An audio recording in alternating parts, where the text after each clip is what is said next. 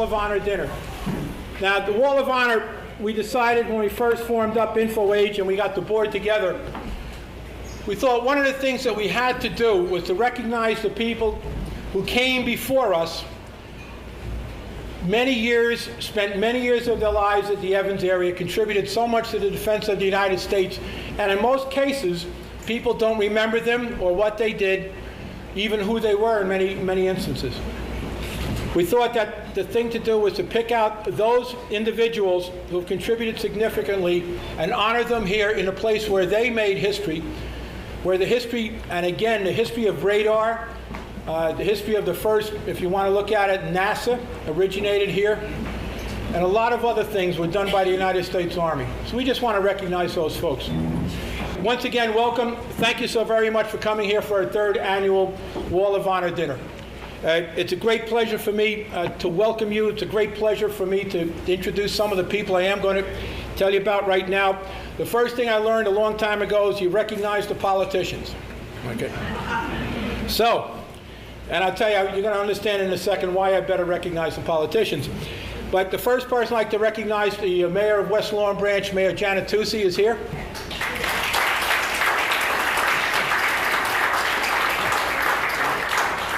And the second reason I have to recognize, and you'll understand why, the politicians, is a councilwoman from West Lawn Branch, Barbara Ruane, is here.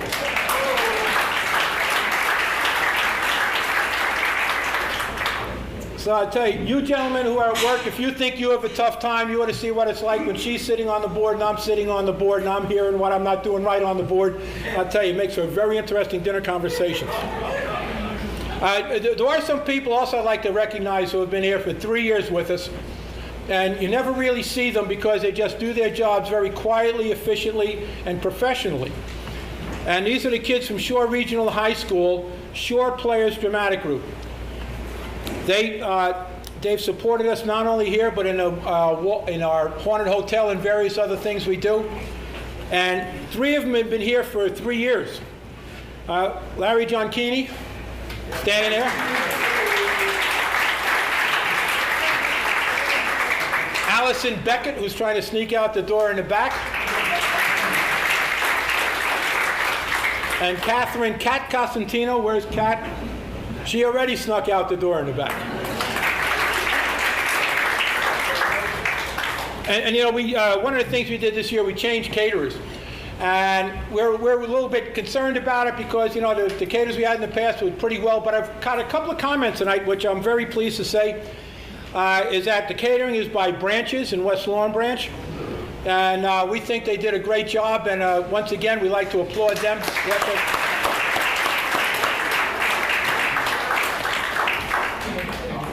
And again, we're getting close to the program, folks. Just give me about another minute and a half, okay? And if you believe me for a minute and a half, I'd like to recognize some of the board members we have here tonight. Lou LaFreary. Lou. Bob Giordano.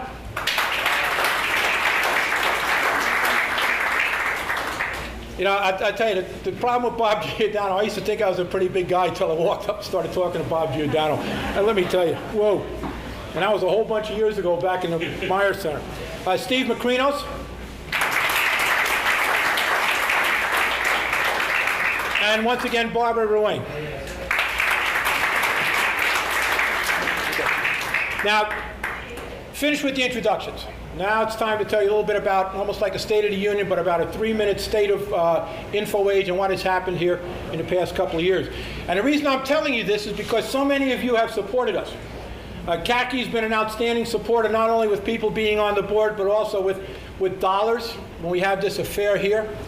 The Association of Old Crows have not only come down here, they have work groups. They have 20, 30, 40 people come down here at a time on a day, and all of a sudden they do a whole bunch of work, and we get one whole building just about finished. AFCEA supported us not only with dollars, but also with educational grants, if you wish to call it. We've had New Jersey Natural Gas. We've had so many different people that have supported us, Lockheed Martin. And it's only through the support of you folks that we're able to do what we do here. In the past 2.5 years, and I'm saying oh, pardon me, one person I forgot to introduce tonight is Fred Carl.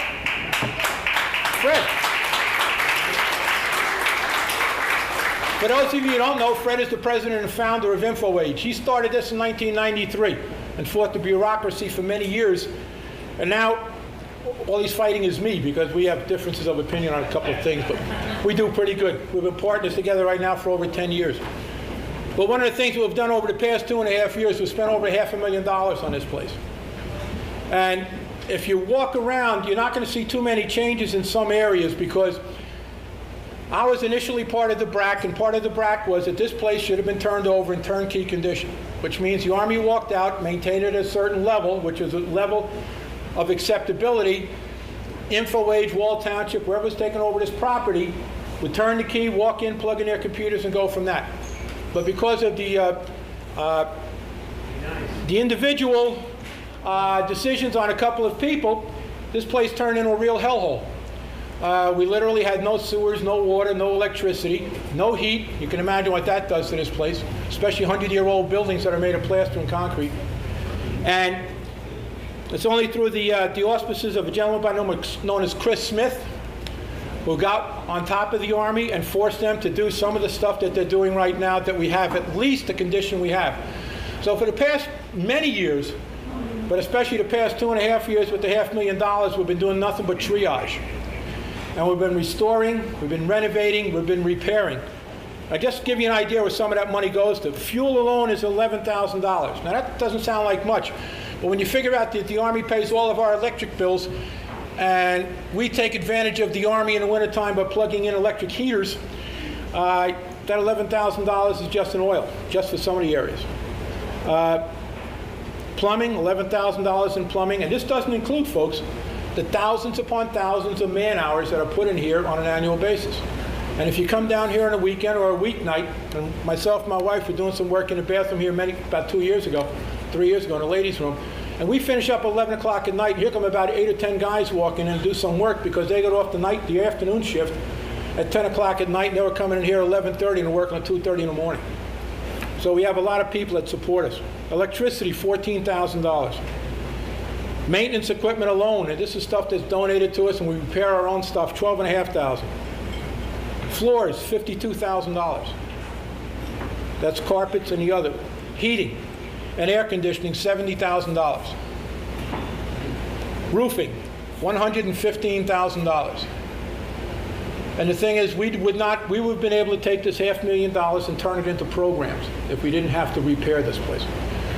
So again, we really, and programs, for people to come in, for students to come in, for individuals to come in and see what's going on.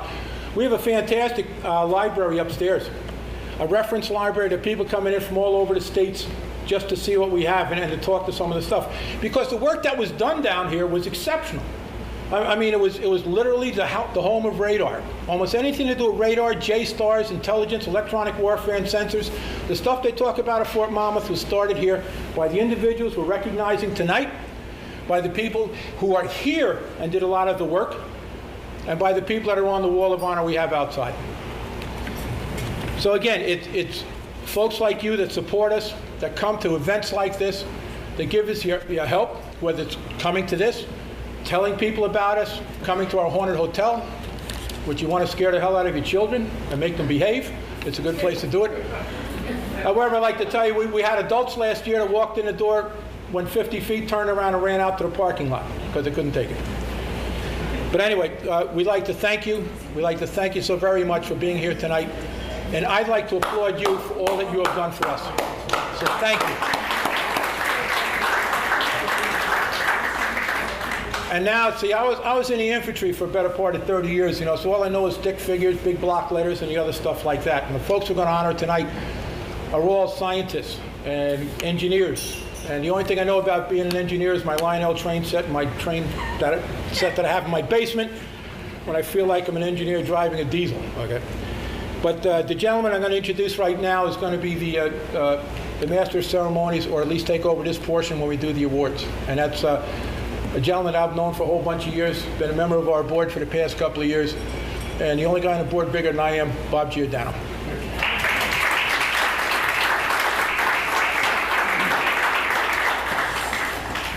Thank you.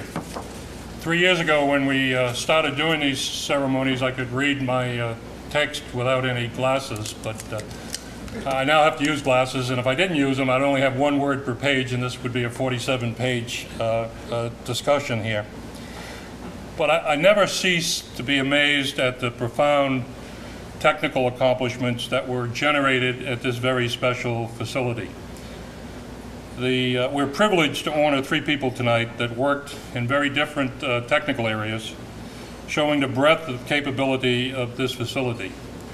Many people in our past Army and our current Army owe their lives to these gentlemen because of the equipment that they provided to our forces. All made lasting contributions to the Army that are still in use today. All provided the technological foundation of new systems that will sustain our Army as it transforms to the future. All did their work with a dedication that is unequaled, and all asked for nothing except to help benefit our soldiers and see the fruits of their labors in the field. And as you see the descriptions of what these 3 individuals did, that will become extremely apparent. This story could not have been told before because of the classified nature of their work.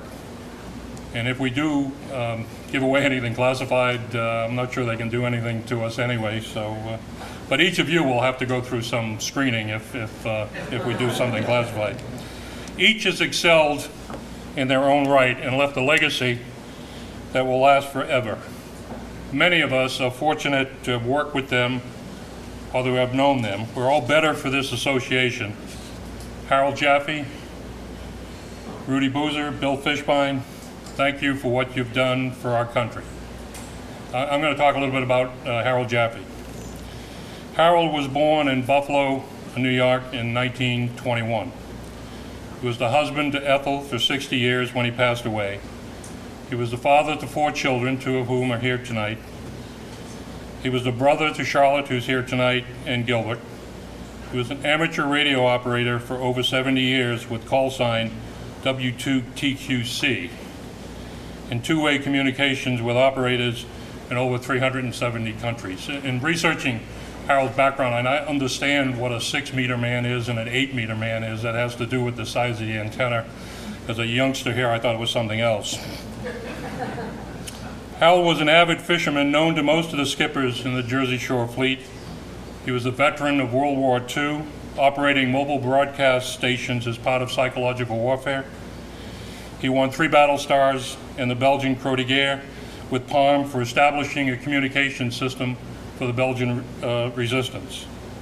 And to those that knew him from work at this facility, he was a consummate professional, always ready to help, and extremely knowledgeable in all that he did.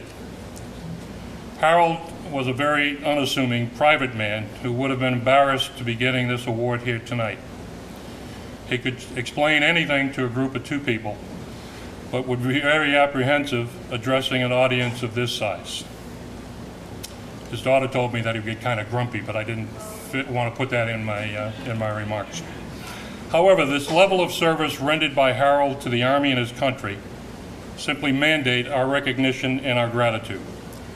When he retired on 16 May 1978, he requested no luncheon and no public ceremony to be held. He just left after 36 years of innovative technical competence, leadership, courage, and dedication to our country. This award tonight, in some small way, gives a belated recognition to the early intelligence collection and jamming systems he developed that laid the foundation for many of the systems in the field tonight. I'm going to give you a little short story from some of his efforts in Vietnam.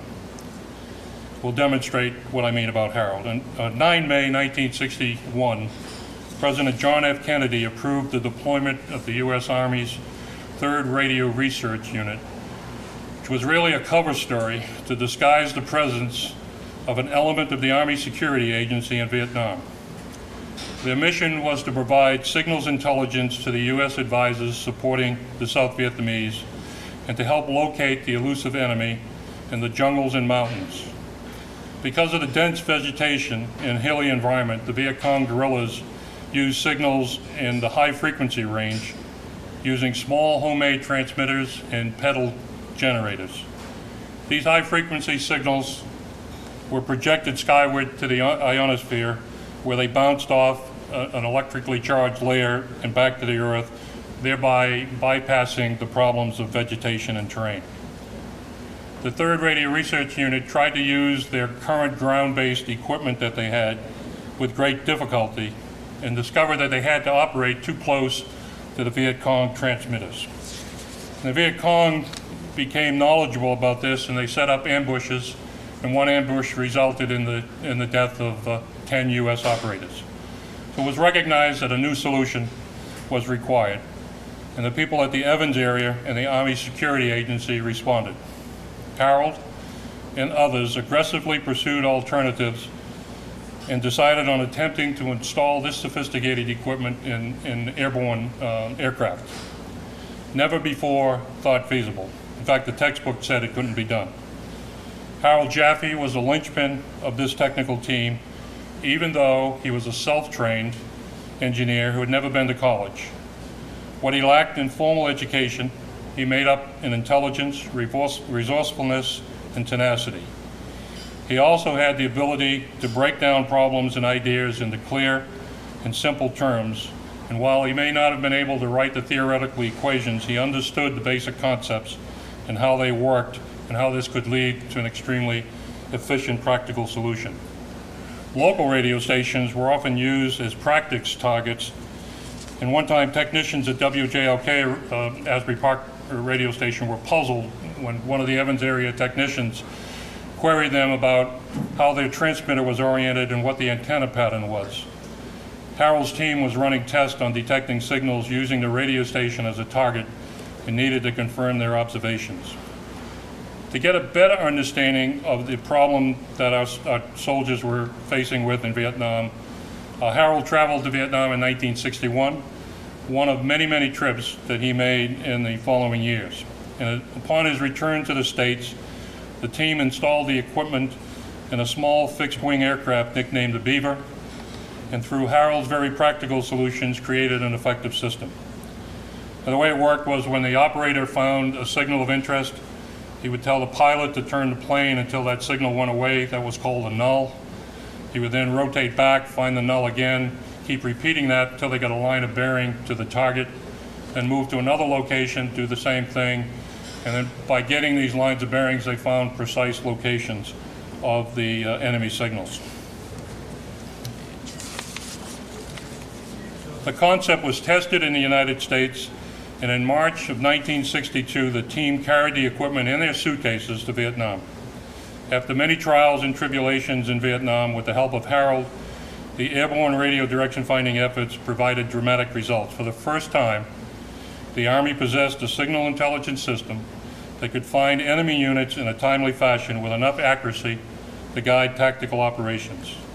For this work, Harold was awarded the Meritorious Civilian Service Award, which is the second highest award the Army bestows on its civilian employees. What followed over the next 7 years was a series of programs worked on by Harold and others with names like Checkmate, Wine Bottle, Sea Fish Person, Laughing Eagle, Sea Firm Leader, Left Foot, probably only recognized by Dave Pfaff sitting here, but all were noted for their fancy code names and, more importantly, for their contributions to the effort. In his day, Harold was critically involved in the successful development and fielding of more Army EW equipment than any other single individual, with a record that bears it out. The measure of this man was far more than creative systems engineering and leadership. From a technology point of view, it was Harold who contributed so much to the final solution of high-frequency direction finding on aircraft, a thing they said couldn't be done. It was Harold who was among the first Americans to track Sputnik by modifying highly sensitive military equipment to track the satellite. It was Harold whose renowned achievements were driven by an almost continuous level of personal innovation. And in addition to the systems that I described above, he was responsible for the TRD-3, TRD-4, TRD-10, TRD-15, TRD-26, all ground-based signal intelligence systems.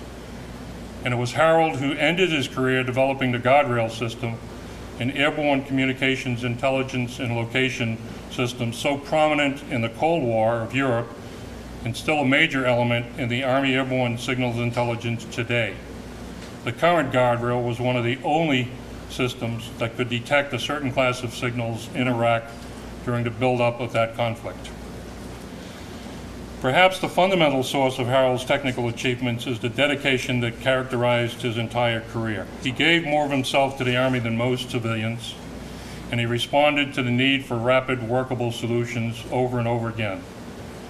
I was privileged to know him for a very short period of time before his retirement, but was always struck by his knowledge, his integrity, his capabilities, the amount of constant hardship travel that he did, his professionalism, and based on researching for this dedication tonight, the very significant and lasting contributions he has made to his Army.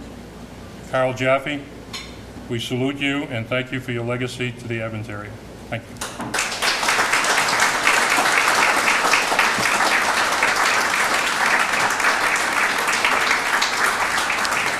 I think Mike is going to present the plaque to the family, and the family will have an opportunity to say some words.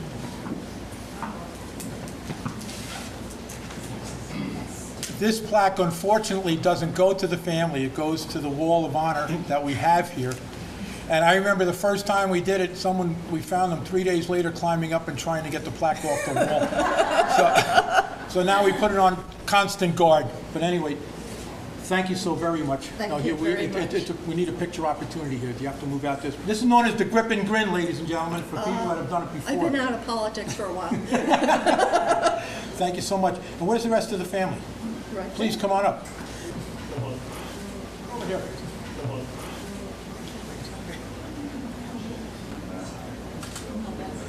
Good. Thank you so much. Thank you. You want to hold it?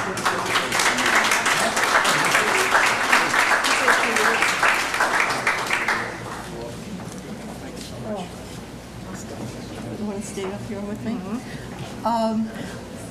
I'd just like to say a few words. I'm Harold Jaffe's daughter, Jean Henderson. And on behalf of my father and my family, we'd like to thank you all for this award. When I was told I could make a few remarks when we got this plaque, I really panicked because until this evening, I had no idea what my father did for a living. So I thank Mr. Giordano for sort of enlightening me on this one. And then I thought, I think what I'll say is what I think Dad would have said if he could have been here tonight. And I think first of all, he would have said how delighted he was to have an agency like InfoAge around. Something that will preserve the history and the spirit of the people at Camp Evans for the younger generation. Because there aren't very many people in my father's generation around anymore. And they all did really spectacular things. Second of all, I think that he would really say thank you for this award, but why? He was the type of person that no matter what he did, he always saw himself as just doing his job. So we thank you for that too. Daddy never really talked about his work at all, and he was very seldom around when we were growing up. But he often spoke with affection and with respect of the many people who worked with him over the years. And all these people who worked on his projects, he always saw it as a team. He never saw himself as an individual. So I think finally what he would say tonight is that this honor belongs to all those people and not to just him. Thank you very much.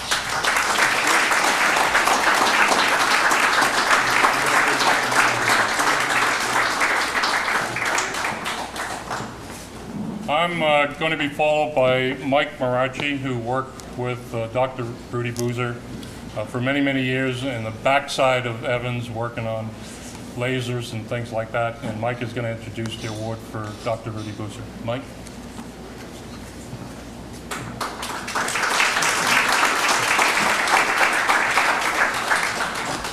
Can you all hear me? Can you all hear me? Good. I worked with Marconi, but I did work with Harold Zoll and Dr. McAfee, who were two of the most brilliant scientists we ever had at Fort Monmouth. That mic is not live. Yeah, you got to speak louder, Michael. You notice I took my glasses off. I'm not getting old like Giordano. Born in 1929 in Ludwigshafen, Germany, Dr. Buser received his doctorate in natural sciences from the University of Munich in 1957. During the late 1950s, That's not on. it's off. It's not a mic, so you're going to have to talk louder. The mic is not on. It just looks good, Michael. All right, I'll speak louder. During the late 1950s and the early 60s, the professional outlook for scientists and engineers in the United States, greatly revitalized by the launching of Sputnik in October 1957, was vastly better than in Europe. This and a certain sense of adventure and wanting to see the world made Rudolph and Waltraud decide to come to the United States in 1958 and sign an 18-month contract with the American government. Well, the rest, as they say, is history. Rudolph started work on February 1, 1958 at Fort Monmouth, more specifically at Camp Evans. His boss was Dr. Hans Bomke, who had arrived with the first paperclip batch from Germany a few years earlier. Incidentally, it was Mrs. Bomke who scanned the for rent ads in the local newspapers, which led to the Busers' first rental in Manasquan and ultimately settling down in this area.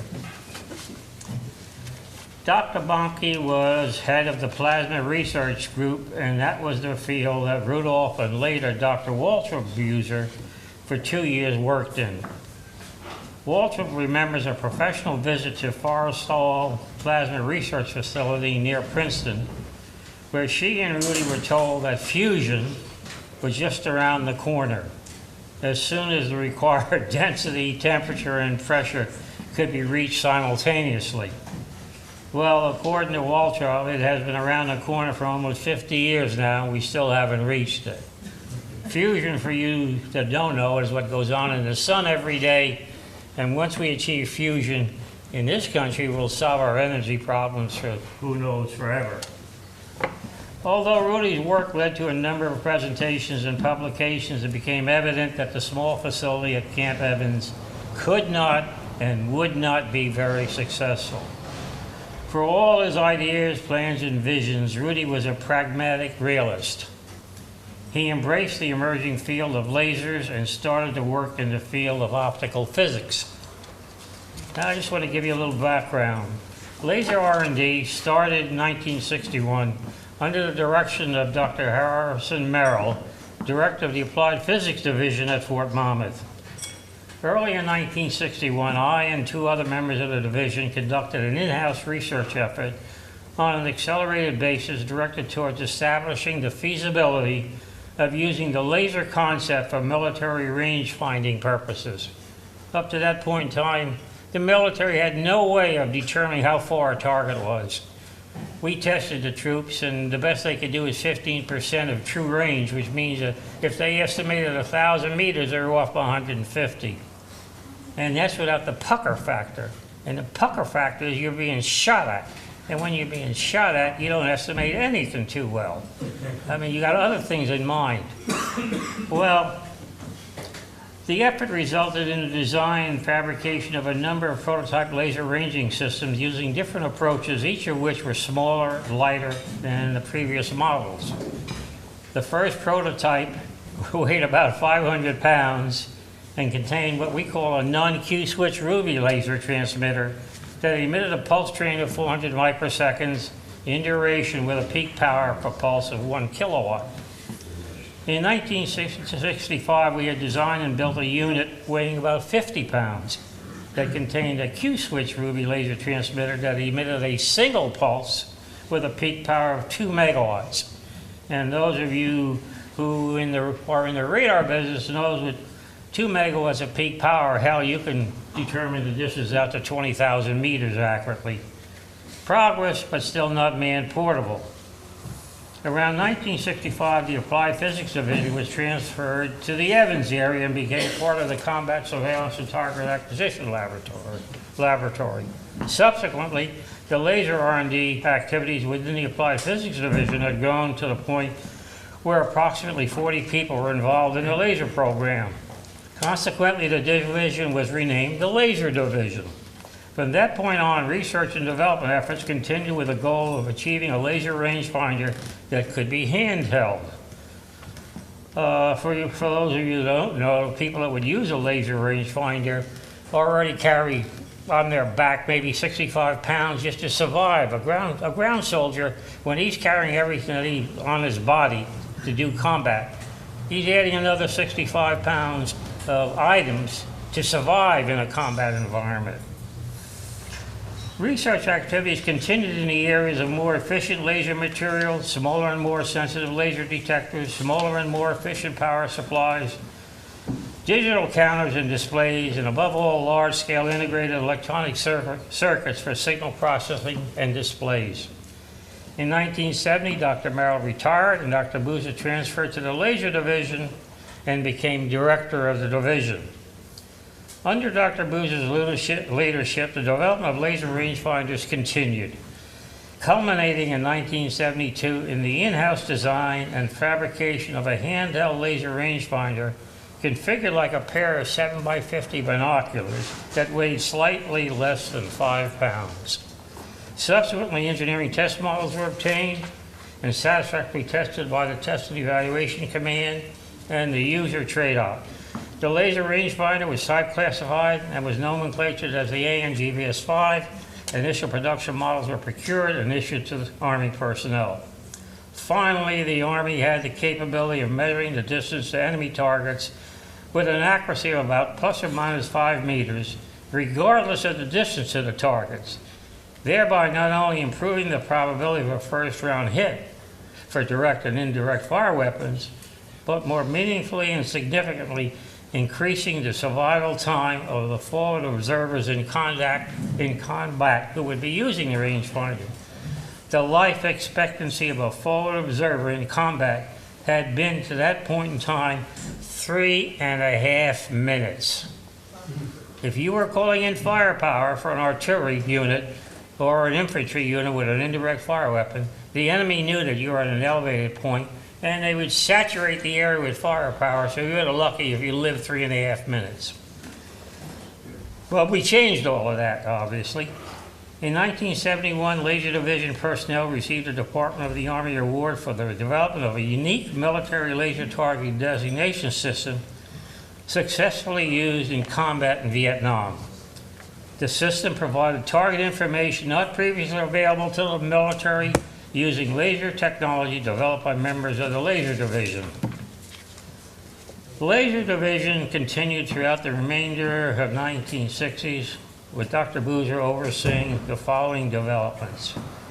A lightweight laser designator to mark targets for delivery of terminal homing weapons such as Hellfire. Hellfire is an anti-tank round, and its success ratio was about as good as ivory soap. You can't miss.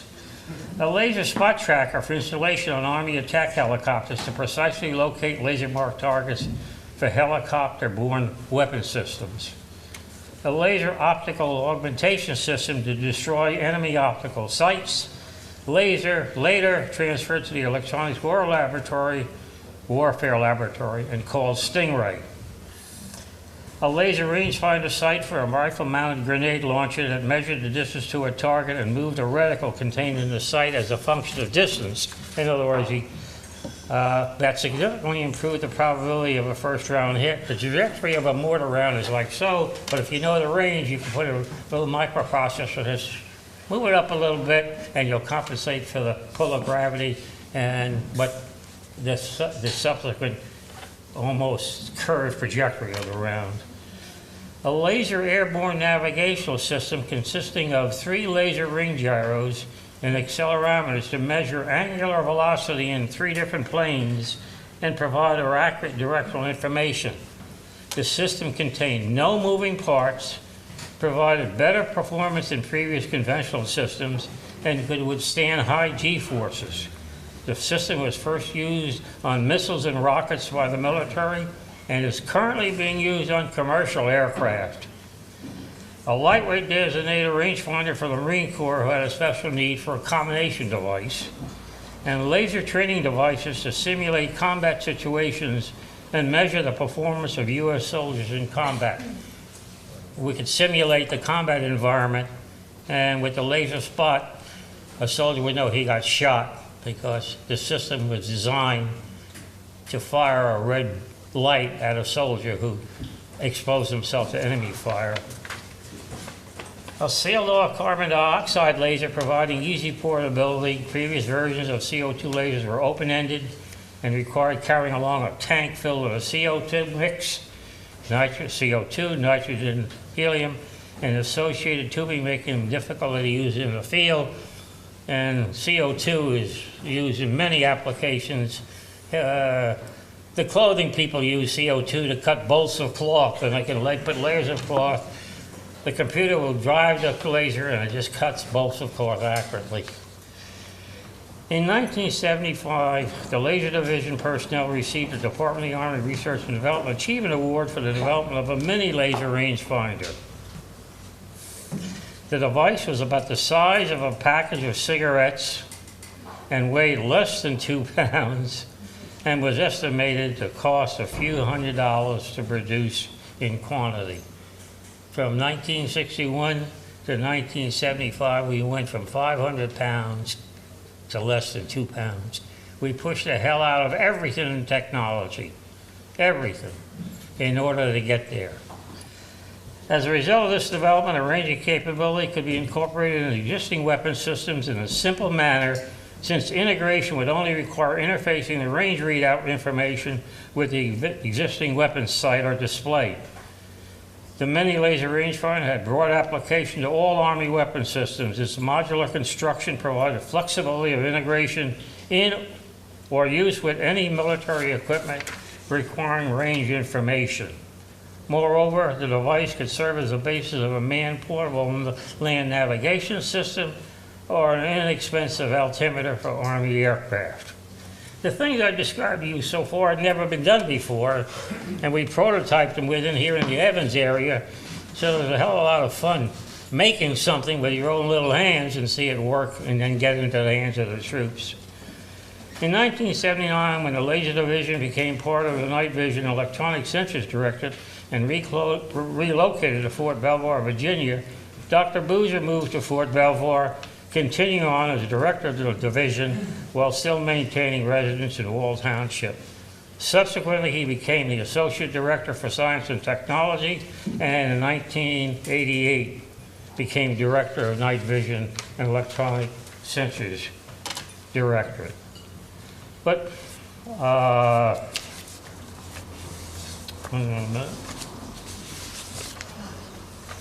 at the end of his term as Night Vision Director, Dr. Buser could look back and see that under his leadership much was accomplished.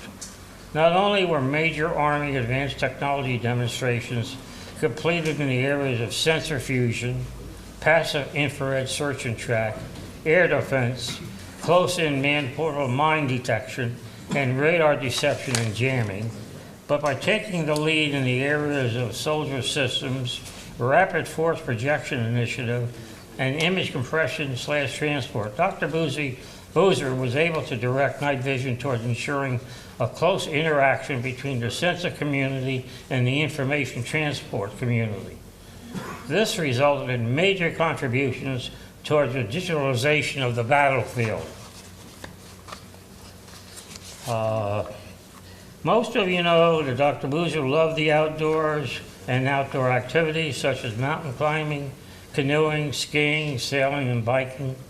He participated in a 180-mile bike ride from Sandy Hook to Camp May, New Jersey, a 5-borough bike tour to New York City, and a 7-day bike trip across Iowa.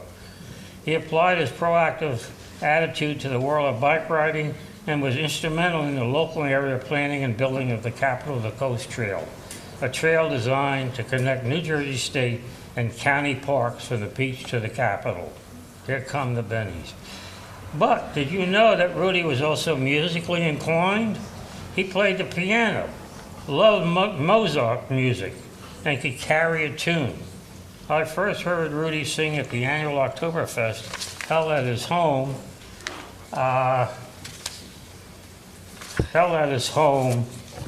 Sorry about this. Walter would play the accordion, and Rudy would sing along. His rendition of the song Edelweiss from the movie Sound of Music was so good it really surprised me. I had no idea that he could sing. In the 10 years that I worked for Dr. Buser, not only was he very supportive of what I was doing in the laser application area, but he provided meaningful guidance and encouragement. Periodically, I would review the ongoing laser developments with him, and if there was a need to solve a challenging technical problem encountered by our contractor, go to AMC to discuss program status, or go to the Army Missile Command in Alabama to resolve certain mission responsibilities, he would go with me. On one such trip to the Missile Command during our travel to Huntsville regarding a laser mission responsibility issue, Rudy said to me, "Mike, don't worry, we take over everything." Then he added, "I know a good place for breakfast. Everything will be okay." My first experience at Dunkin' Donuts. By the way, the mission dispute ended in our favor. We continued on developing laser detonators for terminal homing weapons. I have known the Buser family for almost 40 years. Rudy was a good and loyal friend, and I think of him constantly. Walter still is. Never would I imagine or expect that a gracious lady with a doctor's degree in physics would be making homemade jams, jellies, and cookies, and she or her husband would be bringing them to me at my office. I just don't know how to adequately express my appreciation for their kindness and friendship all these years, except to say thank you, Walter.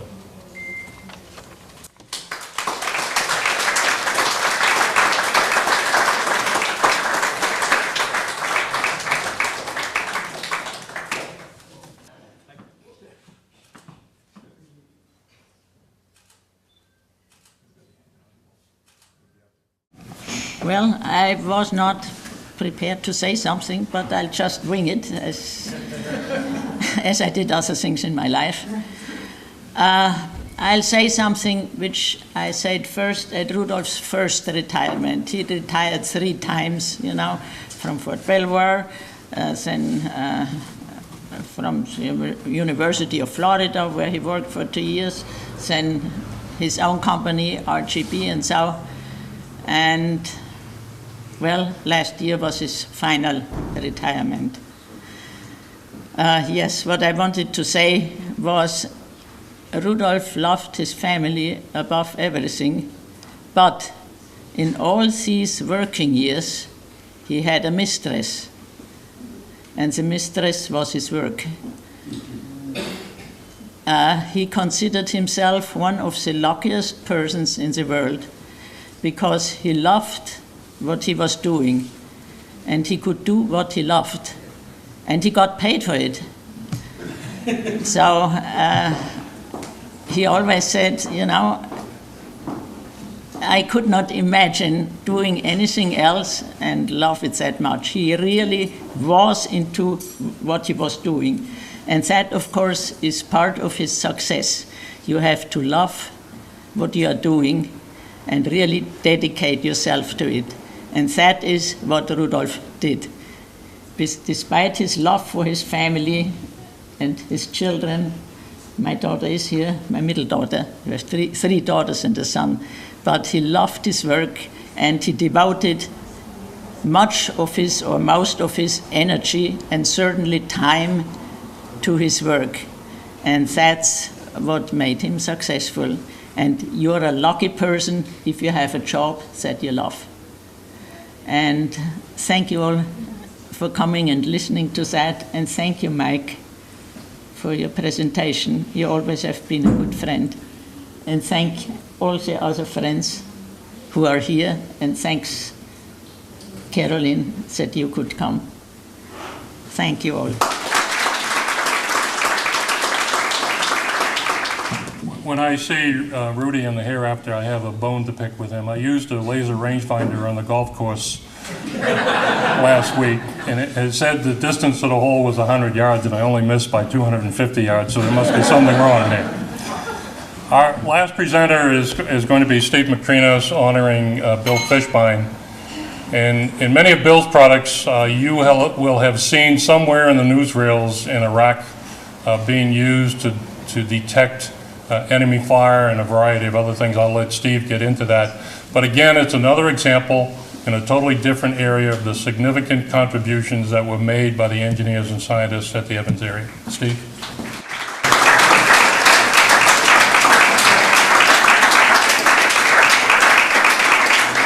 You gotta say something. I guess you will have to sign up for the course. I will deviate a little bit from the previous speakers. You're now going through the biography of Bill Fishbein. I think most of you have it in front of you and can read it at your leisure. I can tell you that it is indeed an honor for me and a pleasure to be here tonight to recognize Bill, who is not only my boss, but also a mentor and a colleague over my years as a young physicist coming to Fort Monmouth after getting my master's at City College of New York at Brooklyn College campus. The fact that he survived to retire, having a whole bunch of young engineers and scientists who did not make his life very easy, and I'll tell you a couple of stories of what he had to put up with, besides myself, with guys like Emerson Frost and some others who always enjoyed a prank or two. As you will see from his bio, Bill is the inventor of the TPQ-36 and 37 500 radar systems. Those systems, I think, are the most sold systems, radar systems in the world. Even the rich Chinese have bought them.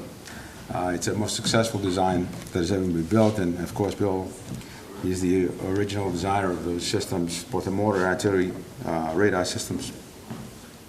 As part of that, we were trying one time to see if we could classify weapons, to see if we can tell a howitzer, 155 howitzer from 105 from 175.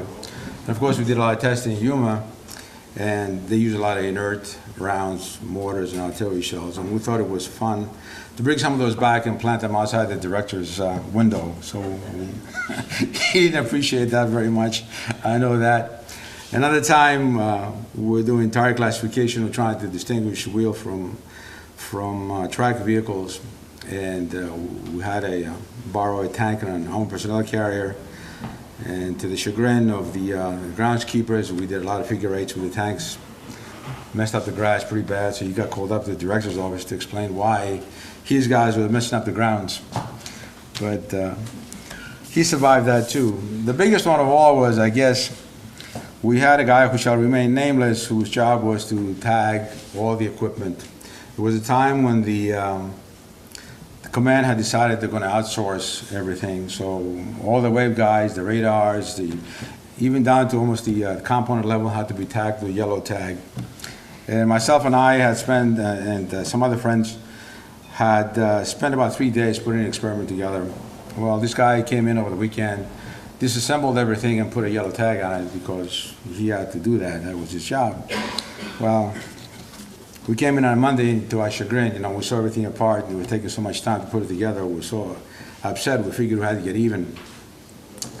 So what we did is we decided to retire him early. We put a retirement flyer together, disseminated it throughout Fort Monmouth, and then put his secretary's phone number on it. So he started getting a lot of phone calls about his retirement. Needless to say, he never came by and bothered us anymore after that. That was the end of it.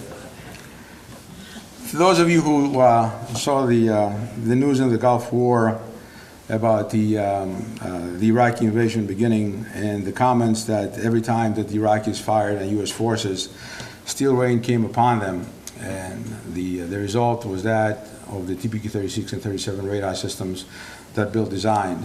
They were so accurate, so precise, that once Iran was in the air, the counterfire was on its way. So in addition to that, Bill also developed the PPS-15 radar, which is a band portable radar system following to the PPS-5, which is still in service today. I think it's older than me, both of us together. And it probably will continue for another 50 years or so, since the Army doesn't seem to want to replace that for some reason. In addition to that, Bill also worked in the IFF systems, which is identification in front of foe. I think his accomplishments are so many that it would take a long time for me to describe here. Suffice to say, Bill has received many awards, among them the R&D Achievement Award in 1963, in 1970 the radar technology for the 500 radar system, in 1980. In 2006 he received the prestigious Pioneer Award from the IEEE Aerospace Electronic Systems Society for developing the fundamental concepts, system designs, and basic technology, and underpinning of the design, development, and testing and fielding of the 500 radar systems. My friend Bill Fishbein, please.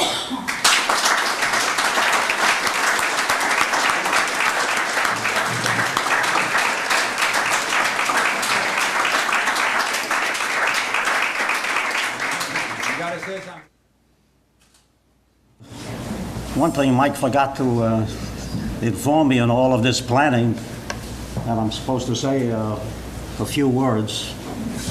And unaccustomed as I am to public speaking, I'll say a few.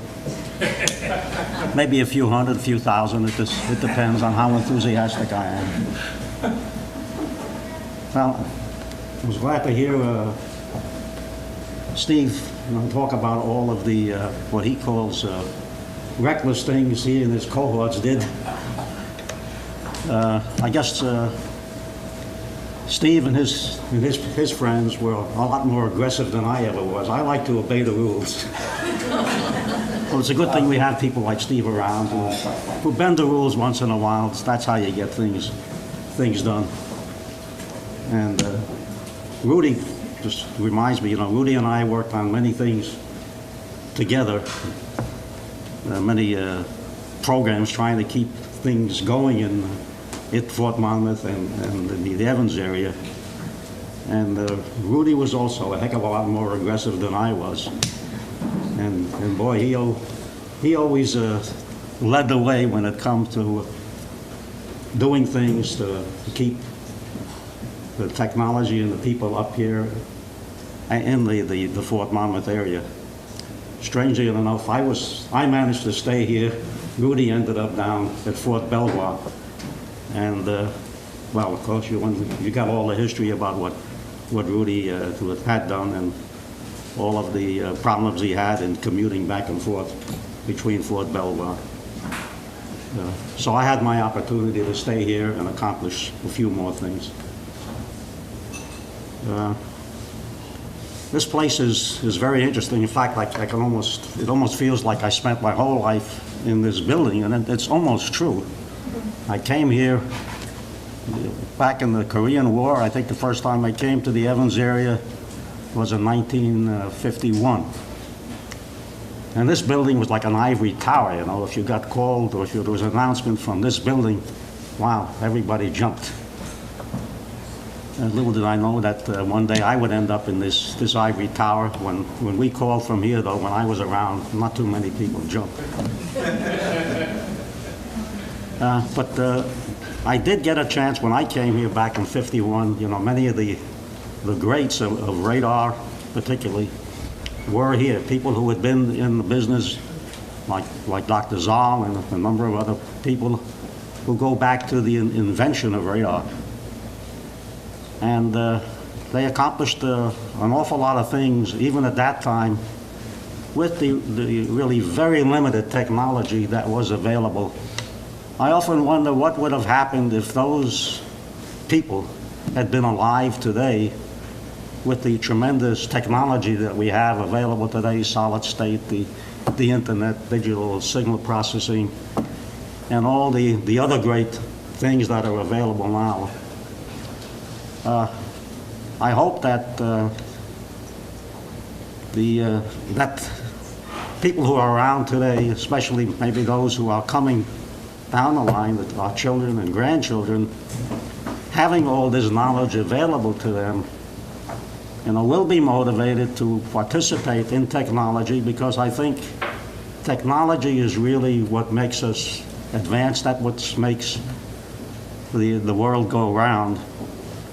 I guess there is a saying that they're called the cultural lag. My wife taught that to me, that culture tends to lag technology, and I guess that's true. With all of the great things that we have done, we're still fighting the same wars, same kind of wars that we've been fighting for hundreds of years. And I hope that some of the things that you're trying to do here at InfoAge, in this facility, put in hands-on things for our children, grandchildren to look at, will it inspire the next generation to get into technology and really continue to do some good for the world. I thank you for this honor. I really appreciate it, all the work that's been involved in putting this affair together. And I hope it will go on for many, many years. Thank you.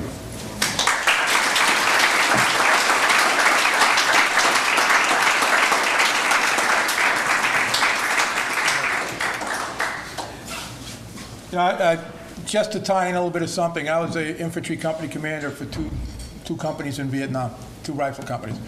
And I listened to the things, and if you start talking about the things we've done here, I'm a first-hand user. And I remember when they were talking about Harold Jaffe and his, the whatever they call him unit, all I remember was, Ruane, we got someone coming in tonight. You don't talk to them, you don't do anything, you just feed them, give them water, and protect them. Who the hell are these guys? I'm sitting out in the middle of Podunk on the top of a hill, the whole, bad guys all around us. A helicopter comes in, half a dozen guys jump off the helicopter, set up something. We can't even go close to them. 3 days later, disappear out of there again. Who the hell are they? I don't know. It's the Army security agent. Oh, it was. I'll tell you. Larry Tormey was here. He told us some stories about it. And the second thing had to do with lasers. I was originally commissioned an armor officer, and back at those times, we had the old M48 tank, and the M48 had the coincidental rangefinder, stereoscopic rangefinder. And I've been blind in my right eye since I was a kid, and I've cheated on every Army eye exam I ever took. I just memorized the eye chart. Put your hand over your right eye, which is my blind, or put your hand over your left eye, which is my good eye, read out of your blind eye.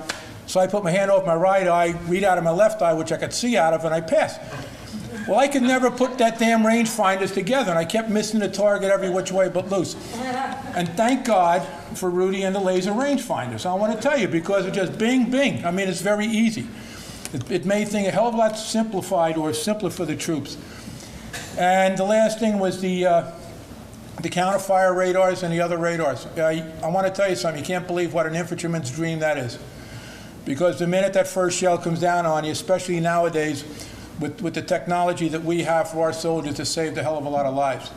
And I remember it used to take us a couple of rounds. I mean, it was mainly 4 or 5 minutes, and with shells, mortar shells coming in on us before we could finally pick out where they were and be able to put, as they say, a rain of steel on top of them. So I've never, like I said, I was never a technology geek. I'm just one of those guys, give me a gun, give me a big stick, I can write in block letters, and I can listen on the radio. But thank God for people like these, and I think we should give them a round of applause.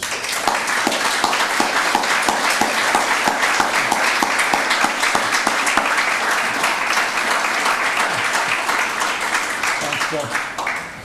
And we're getting ready to wrap up right now. For all you businesses out there that are coming into your budget season, I'd like to tell you that next year, this will be held on the first Saturday night in June. And I think it's going to be June 6th next year.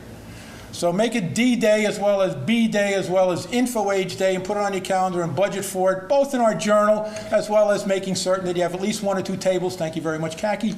At least 1 or 2. Association of Old Crows, we're trying to figure out 2, 1. We're not certain where we're there. But again, we really appreciate your support.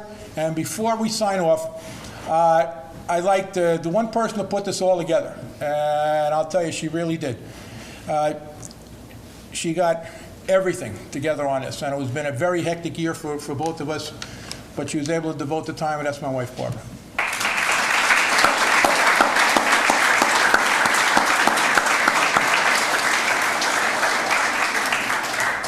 And the only reason I mentioned that was because if I made any mistakes tonight, maybe she'd be a little bit gentle. But I want to tell you, thank you very much for coming here again. We have dessert, we have coffee. Branches has done a fantastic job.